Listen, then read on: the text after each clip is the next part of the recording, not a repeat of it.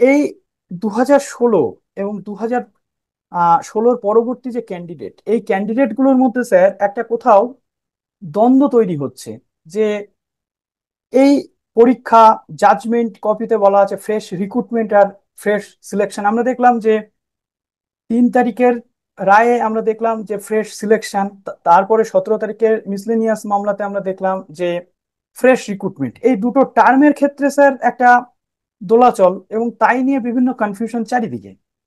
তো ক্যান্ডিডেটরা বুঝতে পারছে না যে কারা এই পরীক্ষার জন্য যোগ্য, কারা বসতে পারবে। তার মধ্যে স্যার বিভিন্ন জায়গা থেকে অ্যানাউন্সমেন্টও হয়েছে যে যারাই যোগ্য তারাই বসতে পারবে। এখানে স্যার কোথাও একটা মনে হচ্ছে যে নতুন ক্যান্ডিডেটরা তারাও তো যোগ্য, তারাও কি তাহলে বসতে পারবে? আর গেজেটে স্যার ওপেন টু অল করে দেওয়া হয়েছে, এটা নিয়ে একটা ডাউট তৈরি হচ্ছে। তো আপনি যদি এই বিষয়ে একটু আলোকপাত করেন।